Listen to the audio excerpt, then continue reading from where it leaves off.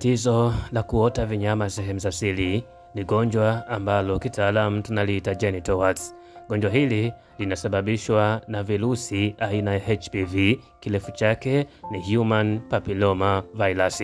Virusi hivi kwa kawaida unavipata kwa njia ya ngono kama jinsi ambavyo unavipata virusi vya HIV, kwa maana virusi ambavyo vinasababisha upungufu wa kinga mwilini, kifupi ukimwi. Sasa virusi hivi vya HPV vyenyewe athari yake kubwa huwa inaonekana katika viungo vya uzazi. Mwanamke unapokuwa na virusi hivi utaanza kuona vinyama vinaota sehemu zako za siri, aidha kwa ndani au kwa nje, na spidi yake ya kusambaa inategemea na uwezo au nguvu za kinga zako za mwili. Unaweza ukapata HPV ukaonesha dalili baada ya miaka 3 au 5, lakini pia kama kinga zako ni dhaifu unaweza ukapata HPV leo, baada ya wiki 2 au 3 ukaanza kuonesha dalili ya kutokwa na vinyama sehemu za siri. Gonjwa hili linawakumba wote, kina baba na kina mama, na kubwa zaidi ni kwamba kwa upande wa kina mama,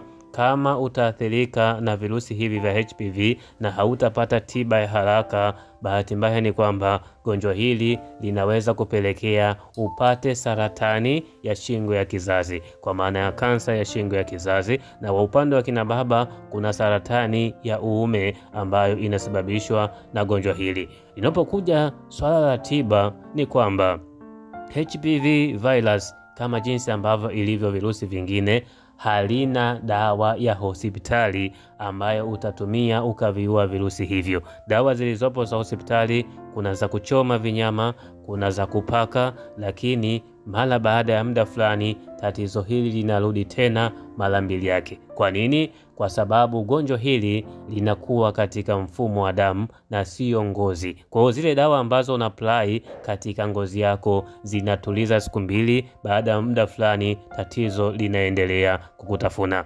Lakini kwa bahati nzuri ziko tiba za asili ambazo nazo zinasaidia kuweza kupona kabisa tatizo hili, kama tu utazingatia namna ambavyo unaweza ukazitumia dawa hizo. Namba zangu za WhatsApp ziko hapo, njoo nitakupatia utaratibu wa namna ya kuweza kupata dawa hizo za asili. Na kama utaonea aibu ugonjwa huu, basi itafika hatua sehemu zako hizo hautaziangalia, maana vitajaa sehemu zote na kuendelea kushambulia.